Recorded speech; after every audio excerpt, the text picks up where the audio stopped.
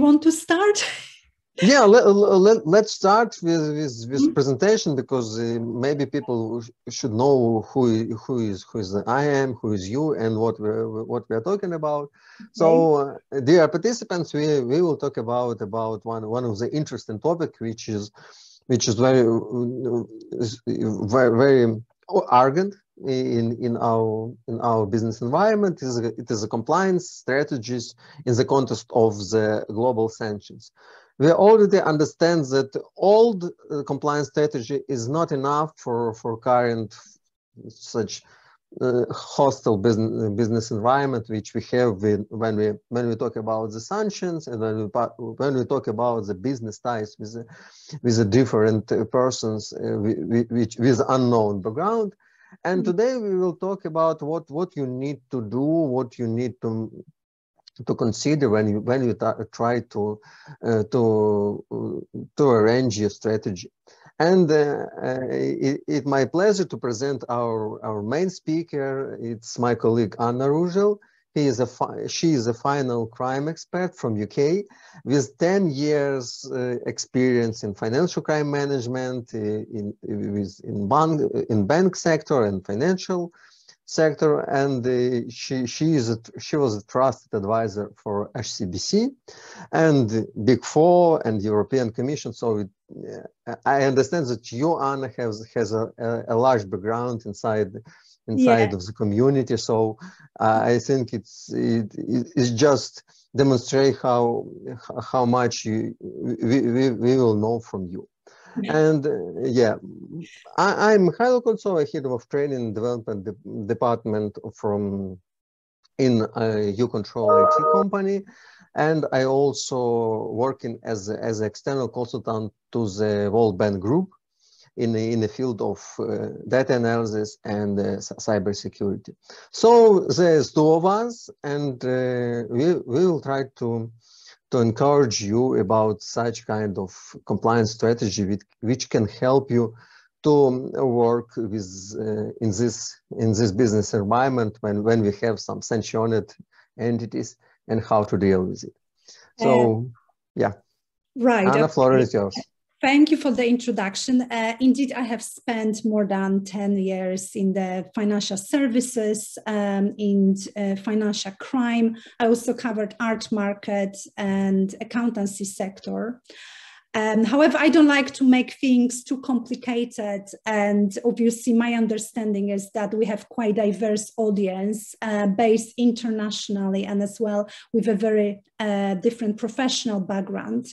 So I think in order to keep it manageable, I would aim to provide a broad overview of the current situations with sanctions in UK, and more specifically about the challenges actually the business faces. And also, obviously, that would lead to you, Michał, because you will be presenting case studies, which is actually, to be honest, much more fascinating than I can tell you.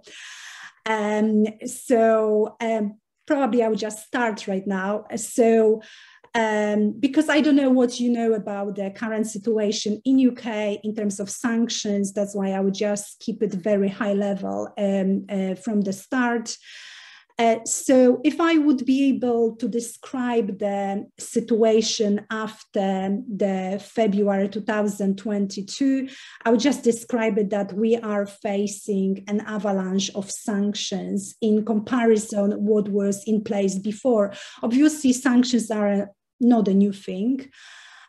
However, the impact is really felt by the business. And I would like to also clarify here that the impact is much bigger on a small and medium-sized business in UK than, for example, bigger financial services, because traditionally they are much better equipped to deal with compliance. They have great screening systems, and also they have resource to do that.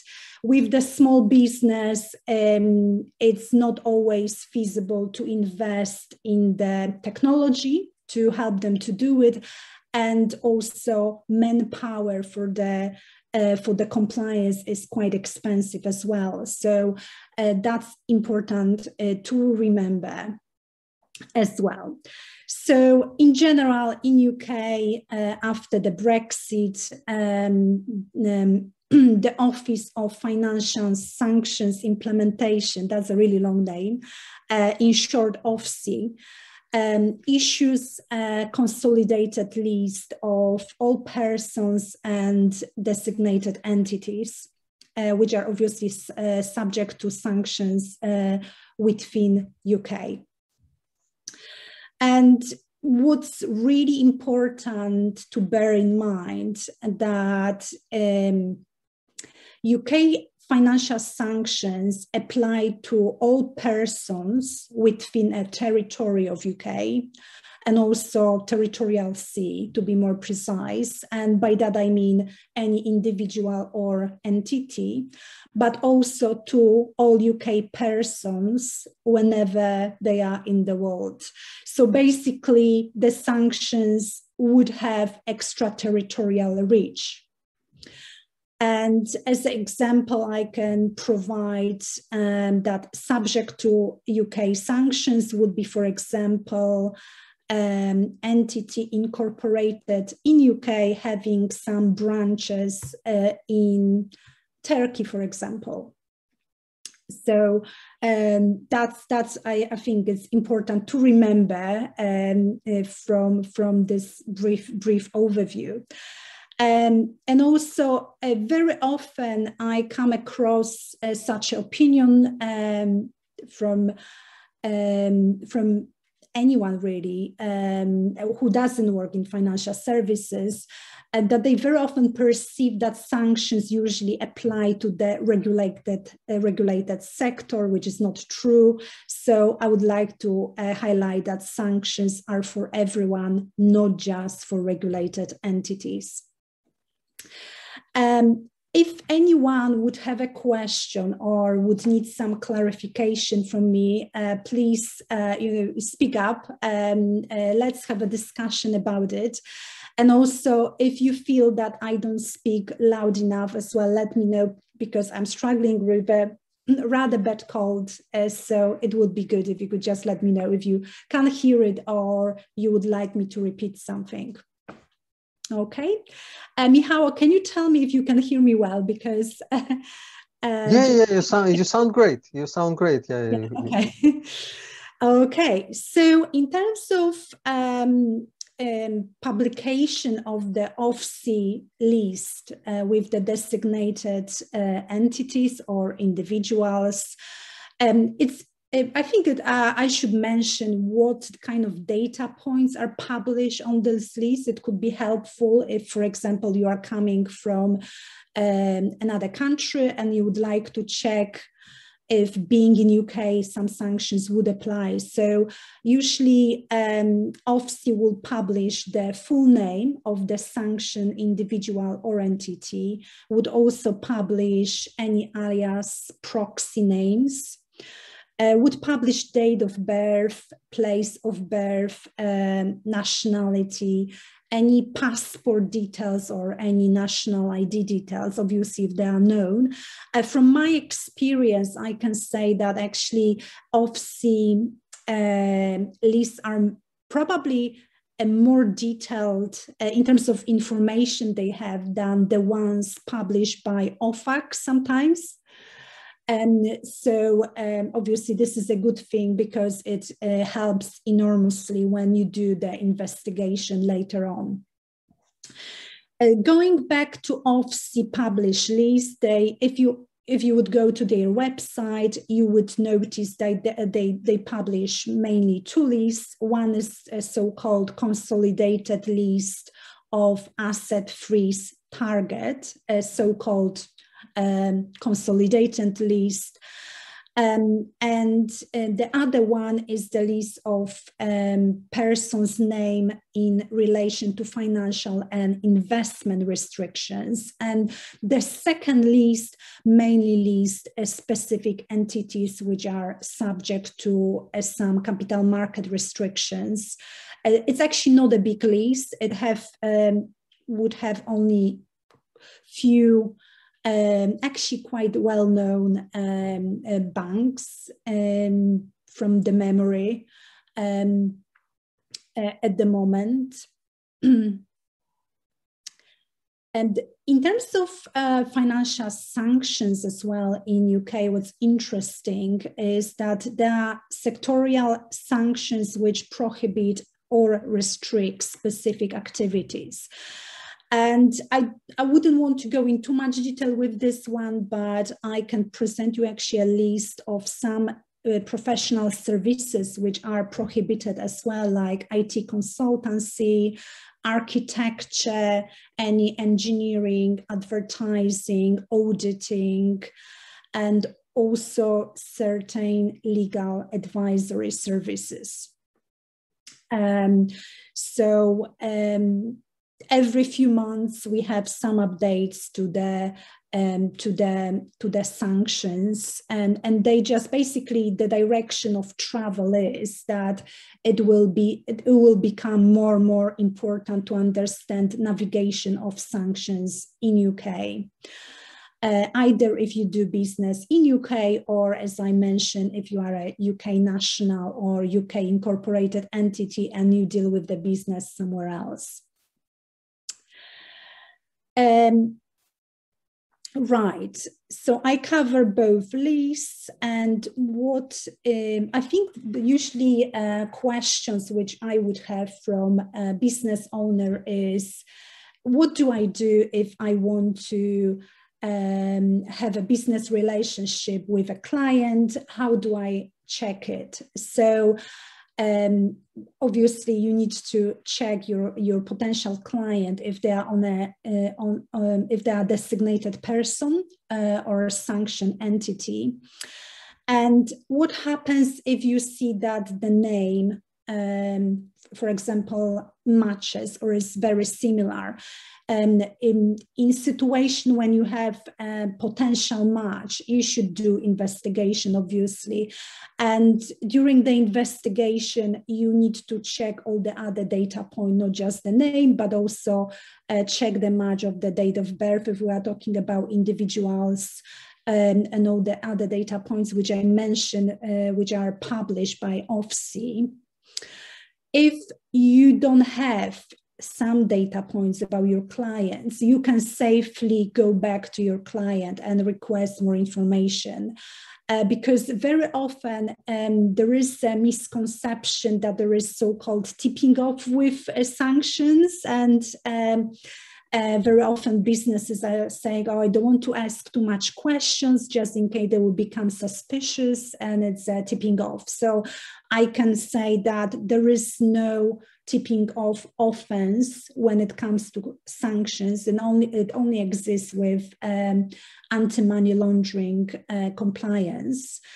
And purely because sanctions are publicly available, published, and everyone would know about it, and whoever is sanctions knows about it as well. So if there are some data points which are you're not sure about, you didn't request in first place from your client, you can basically safely go back and ask additional questions. So I think that's very important. And also what I would like to mention is when you do the investigation, so-called investigation, obviously you should check the other data points, but as well, it's very good if you have access to some more complex analytics, some supporting systems. In the kind of the most kind of basic scenario, obviously you can use Google and do a bit more research yourself. But what I would recommend you do, please document every step you take. And if you come to the conclusion that, for example, it was false positive match, that although the name matched, other data points didn't match, just write a rationale. It doesn't have to be a long rationale, but mention what data points don't match, why you are comfortable that this is not a sanction, either individual or entity, etc. And please keep it documented. If, for example, you come across, you do the research and you are convinced that actually your client, your potential client can be a sanctioned individual, it's very important that you inform OFSI about it. And it's really crucial because not doing so is a criminal offense, which may result in a criminal prosecution or monetary penalty. Also, OFSI can grant license or exemptions. So obviously every scenario is different and they grant it on a case-by-case basis. But obviously you can reach out because there are so many different scenarios out there in businesses, and they may consider grant you a license so you can make a payment or receive a payment. Right, okay, so I covered a simple kind of investigation when it comes to the individual. However, when it gets more interesting and more tricky is when we have ownership and control. And that's really something that is very challenging, specifically for small, as I mentioned, small and medium-sized business. So if a person, entity, or even ship is designated, obviously, as I mentioned before, their name will be recorded on the consolidated list. So that's kind of simple. If you do the research and check, you would notice that. An asset freeze and some financial services restrictions will also apply to entities that are owned or controlled directly and indirectly by designated person. And this is a scenario when it gets really more interesting. And those entities may not be designated in their own right. So their names definitely would not appear on a consolidated list. However, those entities are similarly sorry, subject to financial sanctions. So that's really crucial to remember in this aspect. And just not to getting too technical, entities owned or controlled directly or indirectly by another person in few scenarios. And those scenarios are very well presented by OFSI. You can check their guidance. And one of the scenarios would be if the person holds, and again, directly or indirectly, more than 50% of the shares or voting rights. So we are looking at the financial shares, but also at the voting rights. And from my experience is that very often the voting rights are missed somewhere there, or not, not enough attention is paid to this. This second scenario is if the person has the right, and again, directly or indirectly, to appoint or remove a majority of the board of directors of the entity. So sometimes when you check, for example, Companies House incorporations of some of the entities, if you see a person with significant control, for example, they don't always are financial share owners or voting shares owners. but they are the people that have the influence, and they can basically appoint or remove a majority of the board directors. The first scenario is it's even more tricky, and obviously I wouldn't like to advise on this one because it should be really be carefully considered. But basically the first scenario is it is reasonable to expect in a situation, if it's reasonable to expect that the person would be able to ensure that the affairs of the entity are conducted in accordance with the person wishes. So again, it's a kind of expectation, reasonable expectation as well. How do we define it? It's very tricky from the legal point of view as well.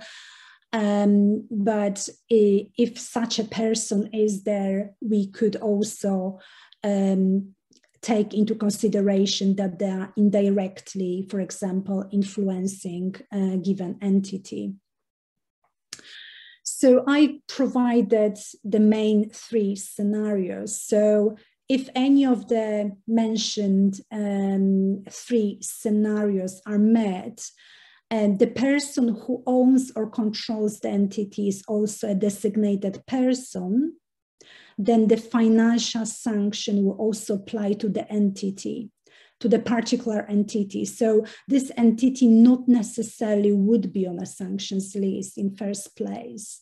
And in order to understand the connections, the links, etc., I need to basically do a lot of digging and investigations.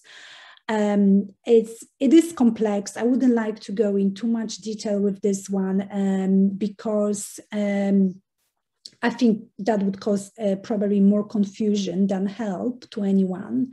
But that was from my side like a very high level overview of the situation and of the obligations which are currently impacting UK business. And I think this leads me quite well to your part, Mihailo, because you have some case studies which you can actually show some web of connections in terms of the indirect connections and indirect ownership. Is that right?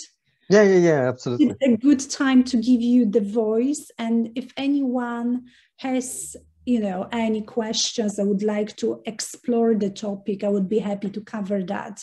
But I think just giving too much technical details doesn't help anyone at this stage. And also, if anyone is interested, I would be happy to send more information where you can find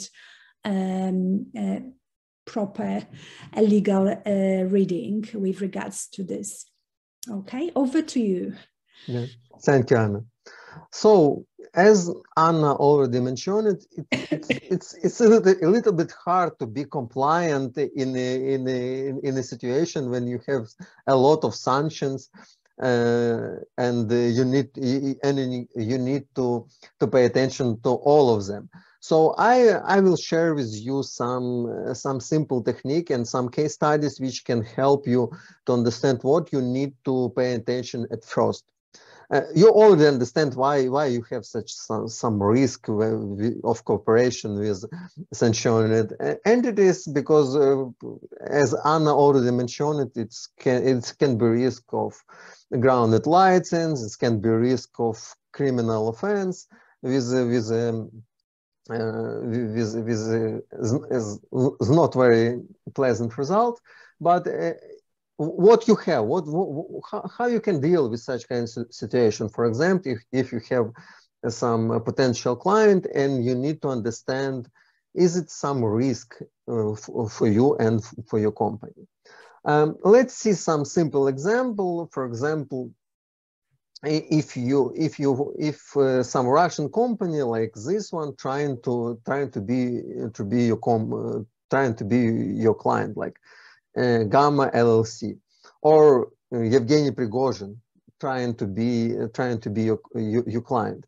So the most simple solution that you can do is just use this name or and surname.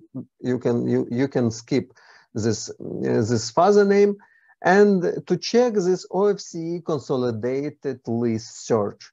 It is a most simple solution, because when you just enter this search query of Prigozhin Yevgeny, you will find an results which can show you that what kind of sanction, what kind of regime is this person is already sanctioned. And as you see, it's not only Russia regime, it's also a Libya regime. So it's a lot of information which you can use to understand, is it something that can vary, that can be dangerous. But you need to remember one simple thing, that this kind of search is not working well. For example, as you see, the first 5 results is pretty okay, but at the 6 and other places you will see absolutely different results, just because it's trying to search not only by surname but trying to search by name, and you have false positive results. But if you just pay attention to the first 5 position, you already understand that this person which you're trying to find is the same person which already enlisted in a sanction list. Also, this is a simple case when a primary sanctioned entity trying to deal with you. But in real world, there is some more complicated cases, and for example, you can see some absolutely innocent on the first sight company like Aurora Capital, and you understand that this is a UK company, and you don't see nothing which can bother you. And for example, using some simple solution, Anna already mentioned it, you can use company house register just to check what it knows about Aurora Capital, and we will see this Aurora Capital Ltd. And what is good with such kind of register, that you will see not only some information about this company, but you can also see who is this people which is connected to such kind of company. But what is some limitation of such kind of relationship, that you don't see any risk here. You don't know what is a problem with such kind of company like Aurora Capital. You see only general information without any problem. Only problem that you see that this company status is dissolved. So you understand that it is a risk for you. That's why I totally agree with Anna, that if you have a possibility to use some system which can connect this OFCI consolidated list with a company search, like this one, which we create with YouControl, you can find more information that you find when you just check this OFCI and company house list. For example, you can find that this British company is connected to some not mentioned entities like ULS Realty GmbH. If we back to our scheme, we will find that this is a German company. And now you have a very interesting challenge, because when you're trying to deal with company which not fully UK, it's not fully UK owned, it's just connected to to some other entities with a different jurisdiction, you always find it can be challengeable for you because you don't know Germany, you don't know German, and that's why we are using such kind of system which connect a different register in one place, and I can check this German register without using German knowledge. It is only one of the system. You can use what you prefer, but even if you're a small office or even you're a big company, it's pretty important to find the appropriate solution to make such background checking using some IT tools, because manually doing such kind of things is pretty complicated. So what I see here is that this German company connected to some Russian names, and I see these Russian names, and I'm trying to understand who is this person, what I know about it. And it's really important to do such so-called investigation to understand, is it some risk for you? Because on some level, you will find out that this innocent UK company connected to some Russian names, but problem is not that they are Russian. The problem that they are connected to the sanctioned entities on the some level. Mm-hmm. And it's important not to be time consuming here, because it's a lot of manpower. But if you just check such kind of background, you can find that this connection can give you an opportunity to reconstruct, to see this hidden connection on the some level. When you start to check UK company and find out that it already connected to some Russian entities, and these Russian entities can also show you a different results, like connection to the other entities, which can give you an opportunity to assess the risk appropriately. But you need to remember one of the main message. When you find such kind of connection, when you are suspicious about the connection to the sanctioned entities, or you think that there is some risk higher than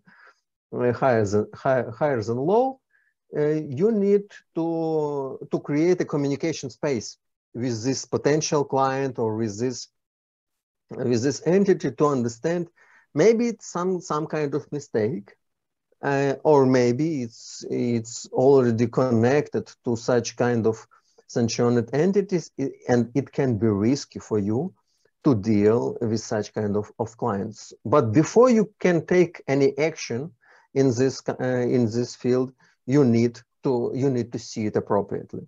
So if you have not much time, you can use this OFCI consolidated list search with company house register. But if you understand that to deal with such kind of client may take a much more risk that you can afford, you need to use some automatic tools. It can be RESETs, it can be any other tools. The market of such kind of tools is really really growing. So you can use any of them. But you need to remember one of the important things. Why it's so hard? Why it's sometimes when we talk about the technical detail, it can be challengeable, because when someone trying to hide, he or she trying to hide very good, and it uses a different hidden technique which you can see only when you use an appropriate tool. And here we understand that this company already connected to this German company, to this British Virgin Island, and to the Canada company. So we see such kind of ownership. But sometimes they use a very tricky technique, like here. There is Itera Group company which already sanctioned. So how they can hide from you?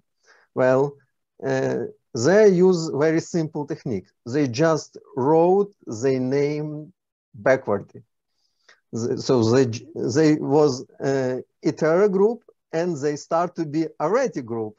And wow. This is a simple technique. Just change your they try and hide on the plain side. Yeah, Anna. Wow, that's fascinating. Oh wow, I like this case, really. Yeah. Yeah, but you see, it's very hard to hide from me. Yeah, it's very hard to hide from me, because I already understand that it's something. It's on some level this company can be connected. What is really helpful for me that when I use such kind of tools, I can see not only actual state of the company, like here in Aurora Capital, but I can also see a historical development of such company. So if you check the Areti Group Limited, you cannot find any suspicious on the current level. But when I just check how they were named during the time, how they changed their name during the time, and I found that at the some level, at the same time they use a different name, I found this connection. So it is important to understand that knowing that getting history of the company can be very valuable to find such hidden connection. And in my case, I just use such kind of tools to understand the connection, and to understand is there something that can be hidden on a plate side. For example, I see that in some list, for example, here in public database of publicly exposed persons in Russia and Belarus, I see such kind of connection because it's already existed in historical from historical point of view.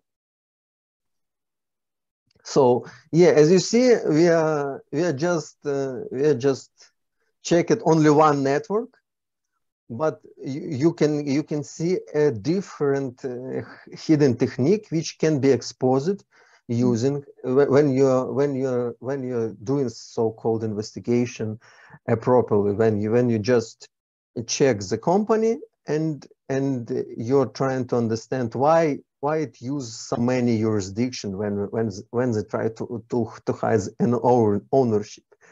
And here you will see another hidden technique that they just rename it and just wrote the name backwardly to hide on a plain side.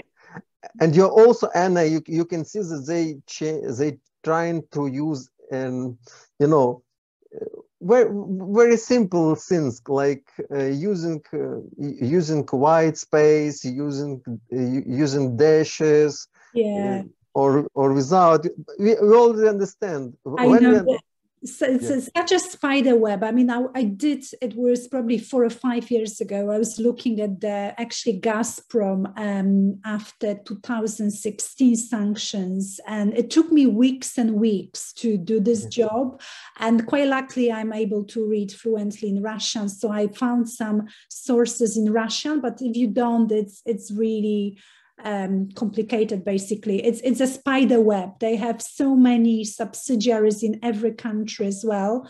I didn't look at that recently, but I don't suppose it changed a lot since then. Yeah. I think from your time it started to be more complicated. Yeah, even more complicated, yes. Yeah, even more complicated because now they're using a lot of hidden technique, and it's make it challengeable. That's why, we are developing such kind of tools, because we on some level we understand that for small companies in UK it's hard to learn Russian or trying because it's really challengeable, and that's why we just create tool that they can check this Russian entities without knowing Russian. It's just some automation here. Actually, I have a question to you. Shall I wait at the end, or can I ask now? No, you can ask now. Okay, so with all this database and the researches, so how often do you actually update it? How often do you investigate any new connection? How does it work actually? That's fascinating how you do it actually. Yeah. Most time I do such kind of investigation by the client request, because, for example, some clients say, okay, guys, I'm just a small company. Can I use your analytical approach, and can you help me to answer this question? Is there some network? And from my point of view, most of the cases which I found here is from client request. As you see, there's a lot of investigation which we conducted by a client request. Yeah, we can do something like wild hunting. So when I have a spare time and I can think, can I find someone, or can I find something which can be more interesting? And now I show you an example of Gazprom Bank, but one of the most interesting case, and it is UK case, when I found that three lawyers in UK, the three lawyers in UK were really connected with each other, but they have one shared ability. They all connected to the Russian names and to the Russian businesses. Wow. So when I just check them, and what are the lawyers? I'm interested to know the names actually. Yeah. There's three lawyers: Azamat Sultanov, Hafiz Shahidi, and Firdov Hassan Shahidi. This is three lawyers. One interesting. Yeah, as you see, there's some interesting ability. Everyone connected to some Russian entities. So here is one scheme how this person in UK, they just help to create such kind of businesses. So there was just some persons to help the Russians to create some Russian businesses. They all have connection with it. Some of them is complicated, but I using only this tool. So I just using this tool and asking only one question. This person has a connection to this asset. Who also has a connection to these assets, and it helps me to develop all this network, and it's pretty interesting network. It is fascinating. Can I just check as well, is the tool available free of charge? I mean, is any charge, any subscription charge attached? How does it work basically? Yeah, this tool is under development here. So it's like a beta version, is that right? Okay. Yeah. It's a beta version, but so anyone who can write to this mail or check this QR code can can register to the testing, and you know, we are open to the suggestion, because you know, one of the interesting challenge why we are trying to develop such kind of tools, because we are dealing with a lot of compliance officers, and we hear one simple problem, that the checking, this background checker is time consuming, and it's hard to deal with it when you have a sanction renewal every week or every month. Update, sometimes this updates is just unpredictable. And they asked us a simple question: can we check this risk using only one shared space with one query? I don't have a time, because if you are international businesses, you need to check not only OFCI consolidated business, you need to check the European Commission list, you need the Minister of... Yeah, I think there is the one thing which I actually forgot to mention, and I mean, I better mention before we finish, that whenever you deal with the US persons or US or transaction in US dollars, obviously, even from UK, the US sanctions would apply, which are published by the OFAC as well. So I have forgot to mention that, so adding now. Okay. Yeah. I already see a question to you. Oh, really? A question to you, and I see this is a question about, as I understand, about the personal data. Personal data is Ukraine. So, what personal data or private data in UK is closed? So, and the second part of the question: what punishment will be for the violation of the use of personal data?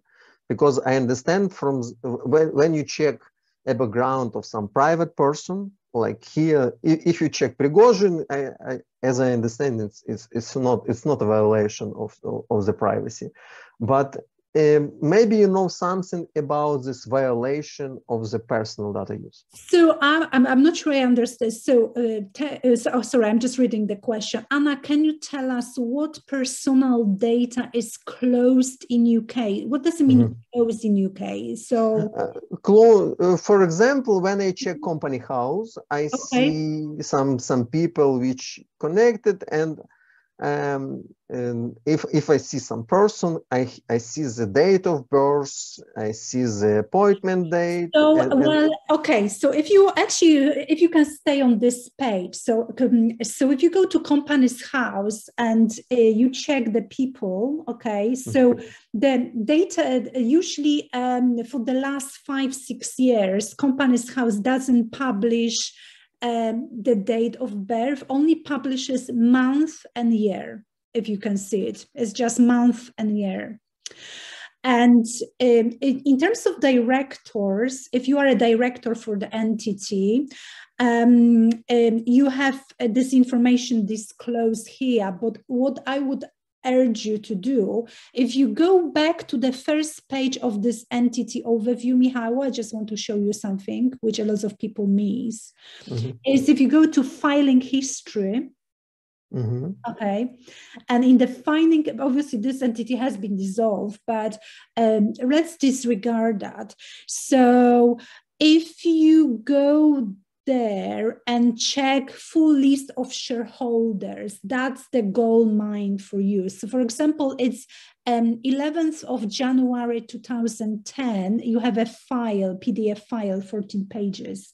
This one, a bit below, sorry, if you below, a bit more, sorry. Next one below. Next one below. This one, if you go, please enter it. So if you want to, this is really old format, it doesn't exist anymore, but it should have disclosed all the shareholders, basically. Full shareholding should be disclosed here, for example. Apologies.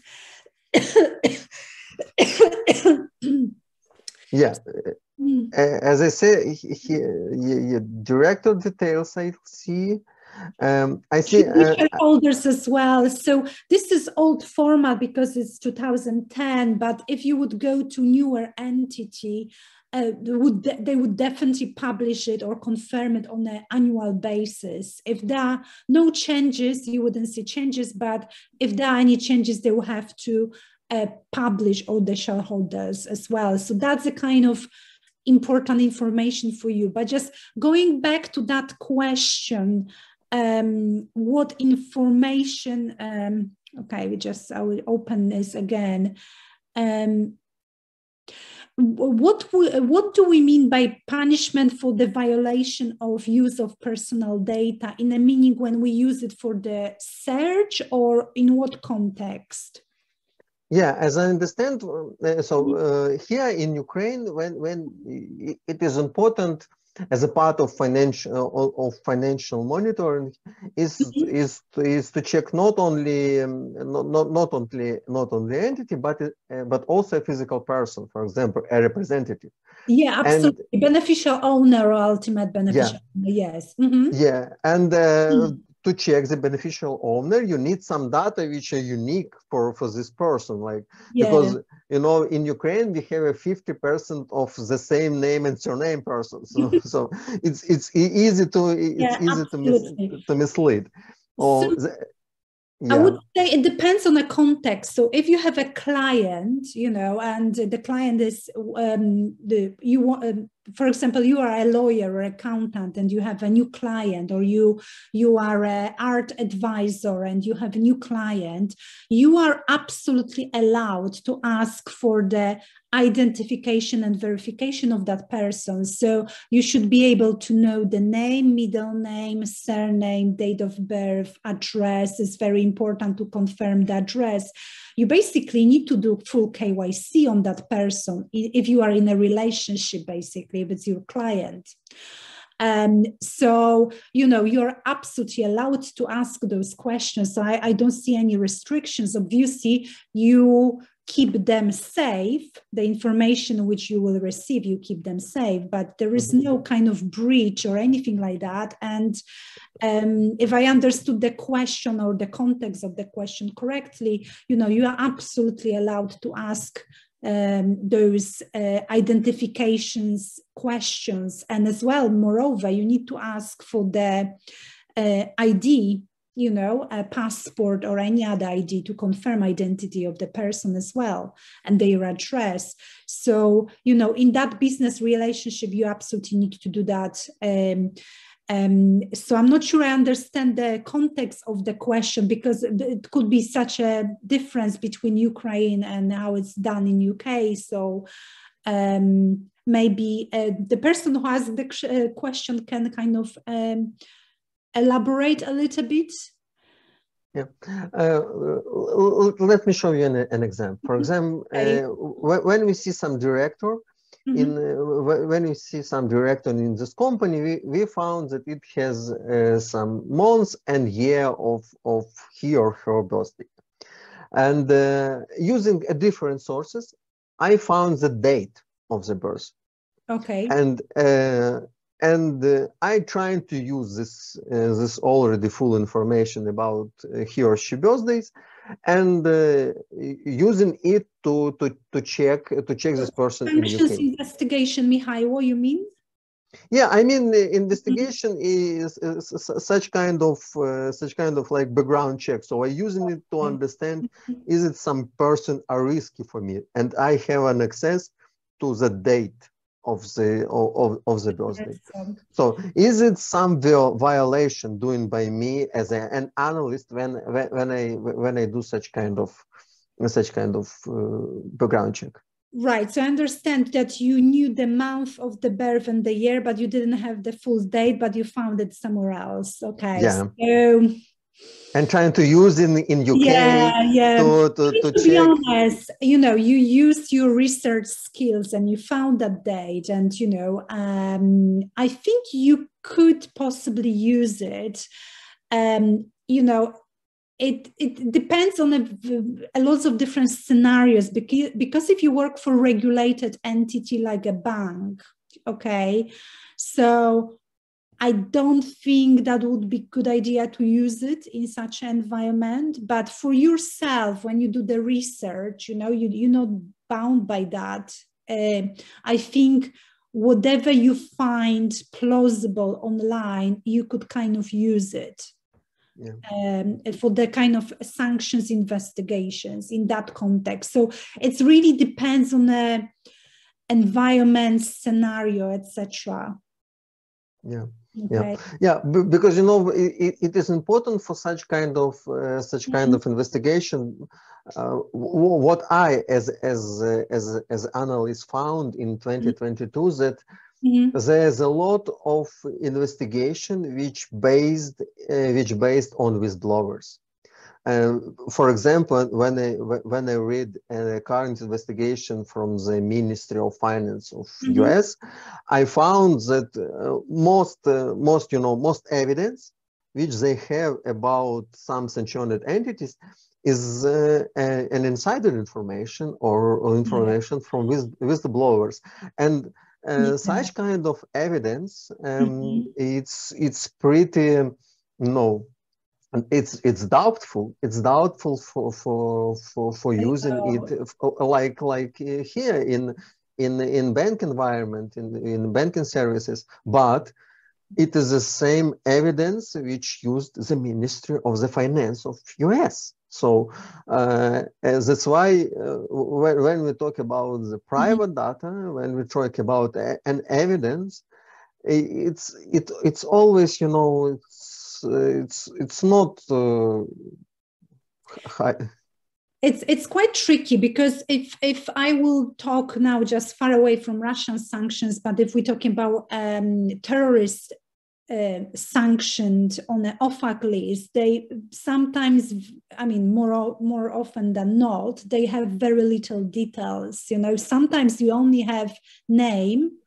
And not even full name, and for example, year of birth, or just nationality. Very random information. The information is not always complete, because OFAC never publishes anything that is not fully confirmed. So if you would go to World Check, for example, source of additional information, you would find probably more information, and some of the sources are not necessarily that well confirmed either, but this is additional information which you would use for investigation.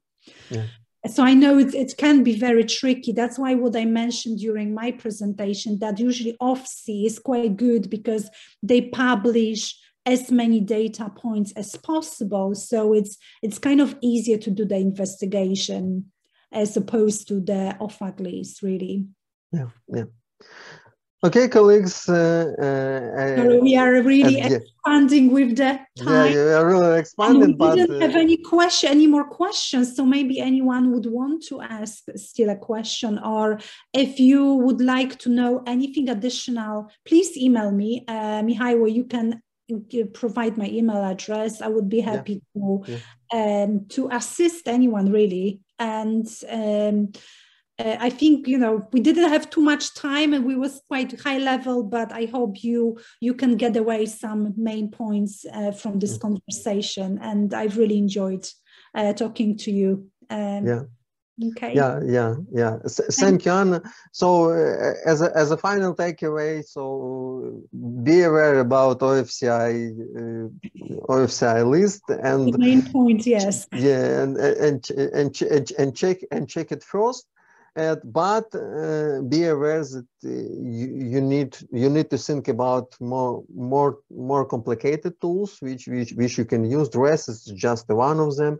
You can use any which is comfortable for you, and I hope that you don't have such kind of high risk encounters with the clients or with other sanctioned entities. Okay. Any other final questions? Okay. If not, we will. I only see some thank you. Thank you, everyone. And apologies for my voice, really. You have a beautiful voice. Thank you. Good night. Good night. Bye-bye, colleagues. Bye.